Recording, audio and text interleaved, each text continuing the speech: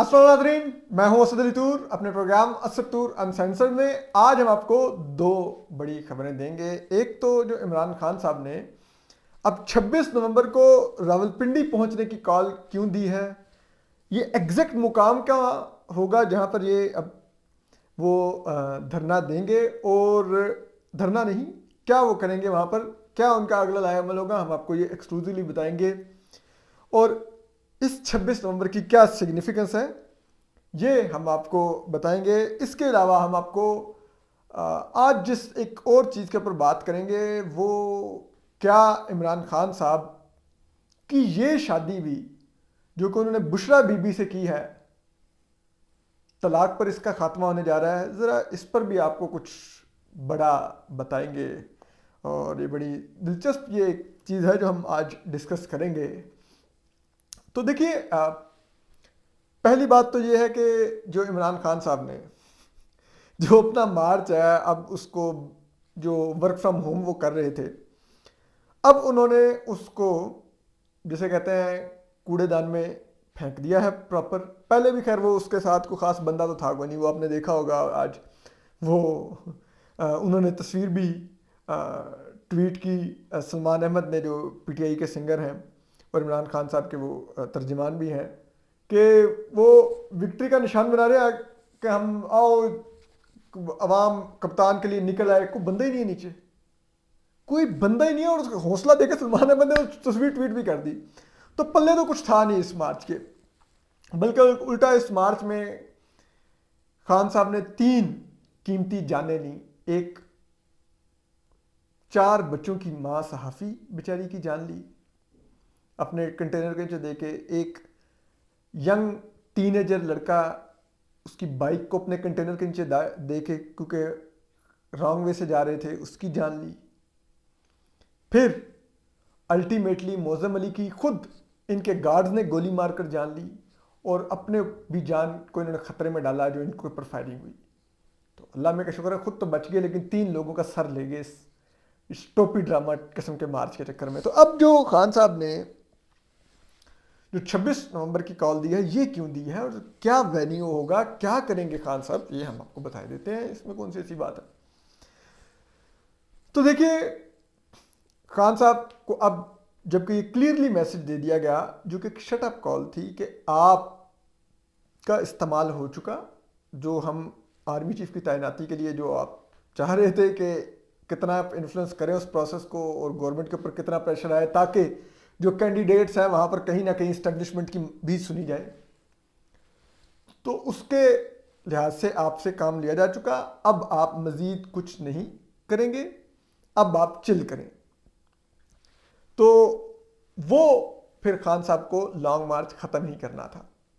ये जो so called long मार्च है, कहीं से लॉन्ग मार्च नहीं था वैसे बाय द वे। और उसके लिए जो फिर डेट खान साहब को ज़रूरी बात है फेस सेविंग चाहिए थी।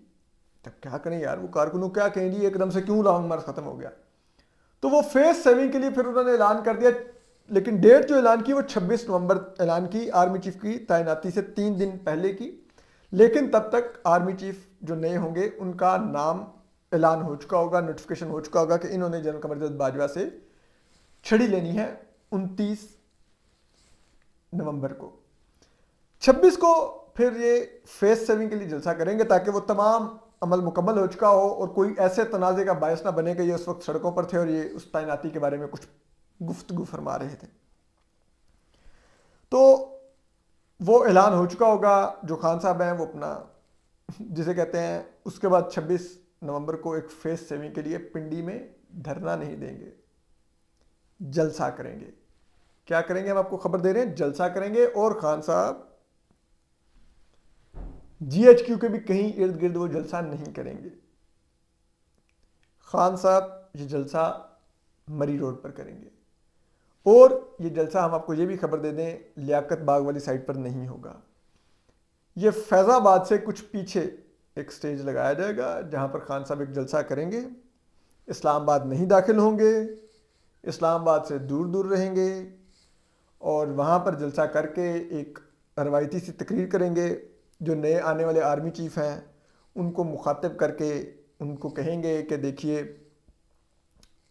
इदारे को न्यूट्रल नहीं रहना चाहिए, आपको न्यूट्रल नहीं रहना चाहिए, मुल्क डूब रहा है, डिफ़ॉल्ट हो रहा है, इसका हल ये है, इलाज इसका इलेक्शन है और फलान हो गया है, ये हो गया है, आप के ऊपर भारी जिम्मेदारी आ गई है और आप नहीं, फौज को न्यूट्रल नहीं रहना चाहिए, मुल्क चोरों के हवाले, इस किस्म की एक उनसे पूरी एक तकरीर करके एक मिन्नत करेंगे कि वो अपनी उस सो कॉल्ड जो इदारे की न्यूट्रलिटी या ए पोलिटिकल है उसको ख़त्म करके दोबारा से खान साहब कहेंगे कि मुझे गोद में उठाएं और मुझे ले जाके प्राइम मिनिस्टर हाउस में बिठाएं, एक इलेक्शन जो अगला आ रहा है उसको रिग करें जिस तरह के 2018 का किया गया था फौजी स्टैब्लिशमेंट की तरफ से, और फिर मुझे जिता के इक़्तिदार मेरे हवाले करें तो मैं खुश हूँ, वरना तो मैं तो फिर सड़कों पर शोर करूँगा। और जो लोग, ये एक खान साहब की जो थ्योरी है कि मैंने जो उनकी पार्टी के लोगों की अंडरस्टैंडिंग है, खान साहब ने जो आने वाले आर्मी चीफ है उनको पहले से मैसेज दे दिया है कि मैं आपका हाल भी जनरल बाजवा वाला कर दूंगा अगर आप आके मेरे साथ ना खड़े हुए तो आपको ये बता दें कि खान साहब ऐसा नहीं करेंगे, क्योंकि खान साहब को ये मैसेज पहुंचा दिया गया है कि देखिए outgoing army chief general Qamardin Bajwa को तो इदारे ने खुद भी चाहा कि जो सारा बर्डन है वो अपने ही कंधों पर लेकर घर जाएं, तो हमने उनके कंधों पर बर्डन डाल दिया, आपने उनको बुरा भला कह लिया, वो अब घर जा रहे हैं और उनके साथ ही वो बर्डन भी हम निकाल देंगे। और इदारा उसके बाद कहेगा जी कि जनरल कमरदीन बाजवा की पॉलिसी थी, हमारी तो नहीं थी, ठीक। लेकिन जो हमारा नया चीफ होगा उसके साथ अगर आपने कुछ किया, क्योंकि वो 3 साल के लिए होगा, वो 6 माह के लिए नहीं होगा कि वो आउट गोइंग होगा कि उसने 6 माह बाद रिटायर होना, तो उसने 3 साल अपनी मुद्दत कम अज़ कम पूरी करनी होगी अगर एक और एक्सटेंशन ना मांगी तो उसके साथ अगर आपने कुछ किया तो फिर जो समझ जाएं आप। तो खान साहब ने उस मैसेज को बहुत अच्छी तरह, जो कि उनको आरिफ अलवी साहब ने डिलीवर किया, खान साहब ने बड़ी अच्छी तरह समझ लिया है। और उसी के बाद अब उन्होंने जो नए आर्मी चीफ है उनके बारे में कहना शुरू कर दिया कि मुझे कोई भी आज एक मसला नहीं है, जो कैंडिडेट्स इन रेस हैं वो सारे अच्छे हैं, मुझे मसला तैनात करने वालों से है, बाकी मुझे उससे कोई मसला नहीं है जो भी आएगा आर्मी चीफ। तो इस लेवल पर खान साहब इसीलिए आए हैं। लेकिन हमें एक बात समझनी होगी और जाननी होगी कि पाकिस्तान में जब भी, आपको पता होगा जब जनरल ज़िया वो जो मरदूद था वो तैयारे हादसे में मरा, ठीक है, जबड़े वाला इधर उसका पड़ा हुआ है फैसल मस्जिद के बाहर जबड़ा एक, तो जो जनरल मिर्ज़ा असलम बेग थे उन्होंने ज़िया की पॉलिसी को कंटिन्यू नहीं किया था, उन्होंने इलेक्शन करवा दिए थे।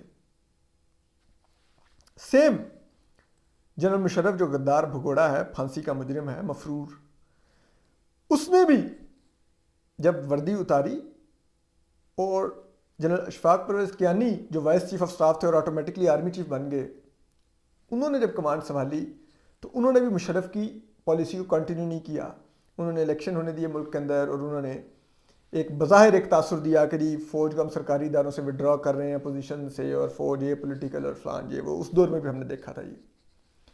और फिर उसके बाद 2010-11 से फिर दोबारा से वो सारे उन्होंने काम दोबारा शुरू कर दिए पॉलिटिक्स में।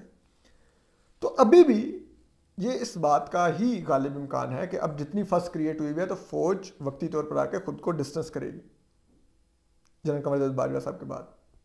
एक बज़ाहिर एक इंप्रेशन क्रिएट किया जाएगा कि जी हम तो कुछ भी ऐसा नहीं और हम कुछ नहीं करने जा रहे, और ये सियासतदान जाने और फलान और फिर जारी बात है जो नए आर्मी चीफ आएंगे वो अगले जो 3 माह होंगे वो उसमें पोस्टिंग एंड ट्रांसफर्स करके अपने लोग लाएंगे की पोजीशंस पर, और फिर वो देखेंगे क्या उनको हिकमत अमली इख्तियार करनी। तो 2-3 माह तो कम से कम आप कह लें कि इसमें ही गुजर जाएंगे, फरवरी मार्च तो इसमें ही हो जाएगा। उसके बाद अगर कोई नए इलेक्शन की किसी ने सोचनी भी होगी तो सबको पता होगा कि अगर अभी फौरी तौर पर हुकूमत को घर भेजा भी जाए तो 3 माह की इंटरिम गवर्नमेंट है, इलेक्शन तो फिर भी अगस्त में आएंगे, तो वो फिर, और वैसे भी अगर हुकूमत मुद्दत पूरी करे तो अगस्त में अगर वो घर जाती है तो सितंबर या अक्टूबर में इलेक्शन आ जाएंगे 45 डेज़ के लिहाज से। तो ऐसा तो कुछ नहीं है कि वो जनाब वो हो ये कोई खान साहब जो नए आर्मी चीफ आएंगे उनसे पता नहीं क्या करवा लेंगे। तो अब हम आते हैं अगली चीज़ के ऊपर, जो अगली बड़ी खबर है वो है क्या खान साहब की ये शादी भी तलाक पर ख़त्म होने जा रही है बुशरा बीबी के साथ। उसमें देखिए आपको एक चीज़ हम समझनी होगी, जो पिछली खान साहब की शादी ख़त्म हुई, जो रेहाम खान साहबा से, जो हमारी सहाफ़ी कोलीग थी और प्राइम टाइम शो भी करती थी वो, तो वो उनके साथ शादी ख़त्म होने के बाद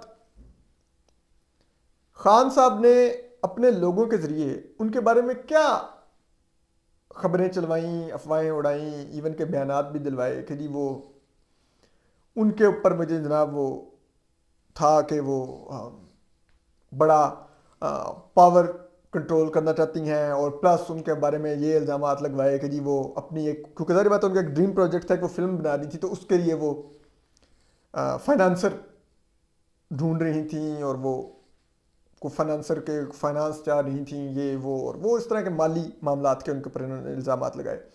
हालांकि ये एक नॉर्मल प्रैक्टिस है कि कोई भी जो फिल्म प्रोड्यूसर होता है वो अपनी जेब से नहीं बना रहा था, कोई ना कोई फाइनेंस करता है उस फिल्म को, और वो फिल्म वो डायरेक्ट करता है, प्रोड्यूस करता है। तो इसमें कोई रेहाम खान साहिबा क्या ऐसा कर रही थी, लेकिन फिर भी ये भी इल्ज़ामात आज तक रेहाम खान साहिबा पे साबित नहीं हुए। ठीक, तो ना ही शादी के बाद भी उन्होंने कोई खान साहब से कोई फाइनेंशियल सेटलमेंट की, या कुछ होता ना, कोई प्रॉपर्टियां ली हो, कोई पैसा लिया हो, तो इससे तो उनकी नीयत के बारे में तो आप नहीं कह सकते कि वो वाकई कोई लालची खातून थी और वो खान साहब से पैसे लेने के चक्कर में थी।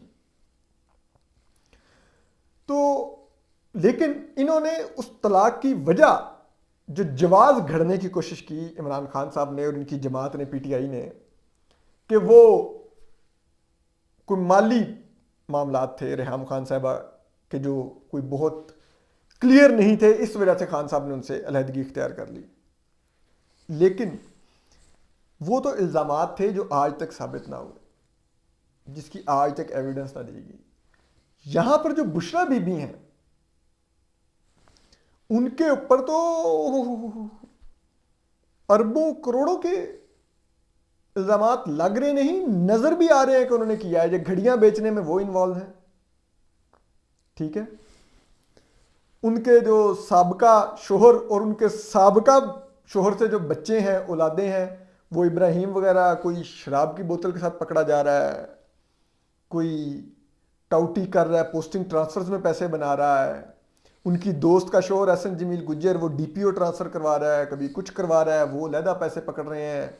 उनकी दोस्त फरा गोगी वो ये घड़ियाँ बेच रही है, वो ये माली मामला डील कर रही है, वो 30-40 करोड़ रुपया अनऑडिटेड उसके पास नामालूम ज़राए से आ रहा है, जिसको वो टैक्स एमनेस्टी इमरान खान सब देते हैं और उसमें वो उसको क्लीन करवाती है। ये तो बहुत ही गंद है, ठीक है।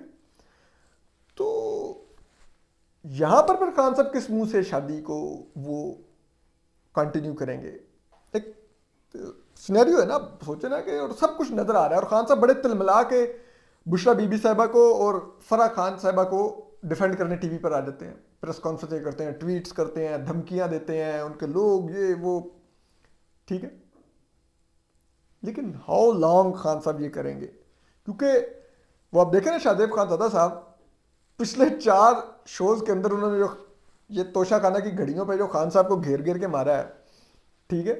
पहले वो लाए वो बंदा जिसको खान साहब ने घड़ी बेची थी, कहा मैंने 2 करोड़ की बेची है और 5 करोड़ की बेची है, और बेची असल में उस बंदे के दावे के मुताबिक उनको 28 करोड़ की हुई थी, और कैश में पैसे लेके बैगों में ट्रांसफर किए हुए थे।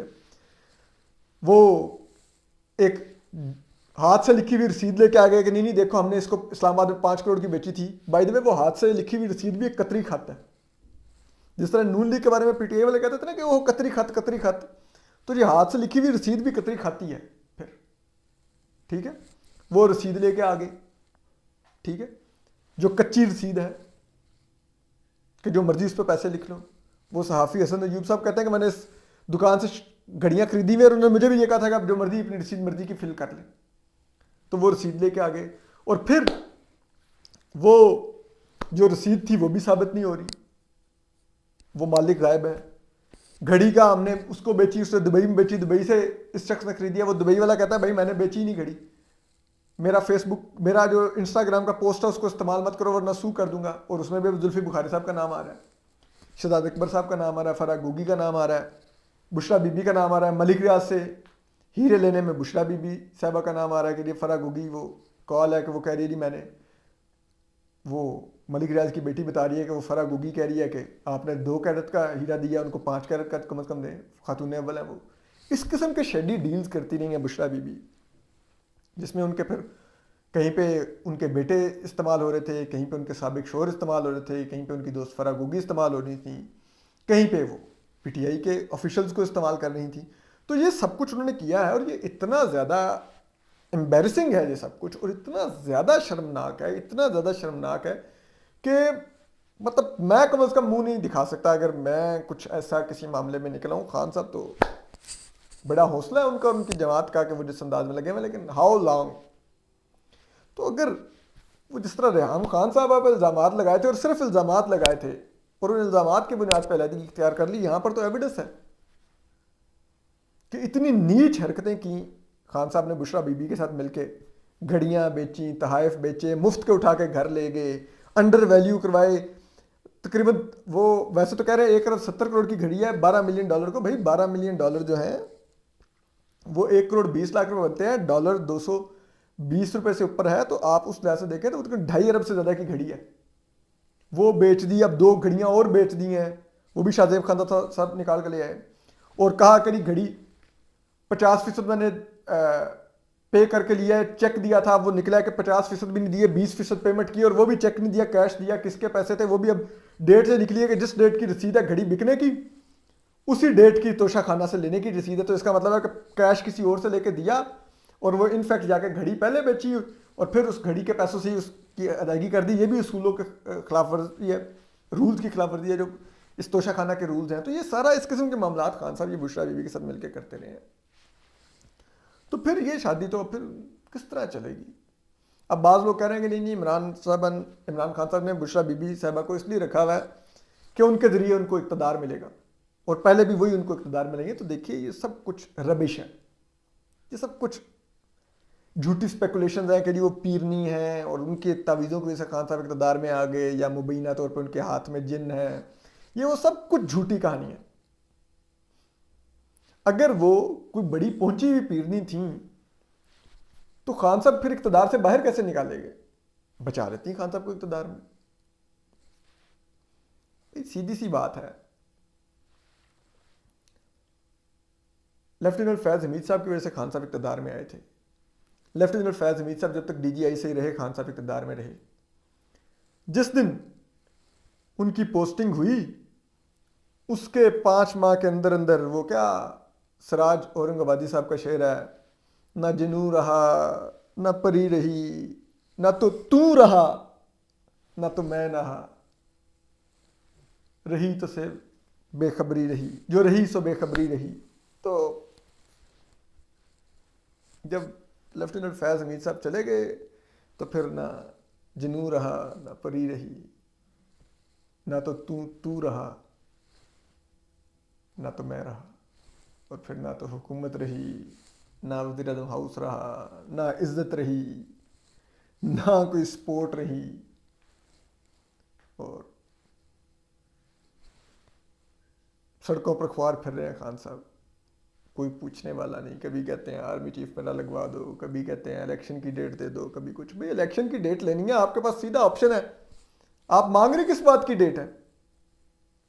सीधी सी बात है। आपने अगर इलेक्शन खान साहब को चाहिए ना, खान साहब सुबह इलेक्शन ले सकते हैं, पंजाब असम्बली और केपी असम्बली तहलील कर दें, बचेगी नहीं हुकूमत, मुल्क को जाना ही फिर इलेक्शन में पड़ेगा। लेकिन नहीं तहलील कर रहे, वो पंजाब हुकूमत नहीं तहलील कर रहे जहां पर अपनी मर्जी की FIR नहीं कटवा सकते, लेकिन वो पंजाब हुकूमत से चिपटे हुए हैं। FIR नहीं कटवा सके, अपनी इज्जत पर, अपनी गैरत पर, अपनी हमीयत पर खान साहब ने जिल्लत को तरजीह दी और जिल्लत को तरजीह देकर पंजाब हुकूमत को तरजीह दी। बाहर नहीं आए गैरत खाकर कि चौधरी परवेज इलाही को कहते कि जी इस्तीफा दो, फिर हमें FIR नहीं कटवा सकते तो फिर किस लिए इसमें? तो वो बात है कि ये खान साहब का हाल है। तो फिर वो बुशरा बीबी साहबा वाला मामला को हमें नहीं समझ आ रही किस तरह चलेगा। और ये तो खान साहब को भी यही बात क्लियर होगा कि वो फ़ौज के बगैर तो इक़्तिदार में आ नहीं सकते, इसीलिए बार बार फ़ौज को पुकारते हैं कि मुझे तुम न्यूट्रलिटी ख़त्म करो, मेरे साथ आओ। अगर वो फौज के बगैर इक़्तिदार में अवाम के वोट से आ सकते होते और वो कह रहे हैं कि बहुत पॉपुलर हैं, तमाम बाई इलेक्शंस मिल जाए, तो फिर फौज की किस लिए मिन्नतें कर रहे हैं? अगर वो बुशरा बीबी साहिबा के तावीज़ों के जरिए इक़्तिदार में आ सकते होते तो फिर फौज की मिन्नतें क्यों कर रहे हैं? उन पर रिलाई करें। लेकिन उनको पता है कि ये सारी कहानियाँ हैं और खान साहब से बेहतर इस मुल्क में लोगों को यूज़ करके डिस्पोज ऑफ करने का हुनर कोई नहीं जानता। तो अब देखें कब तक खान साहब ये फैसला लेते हैं।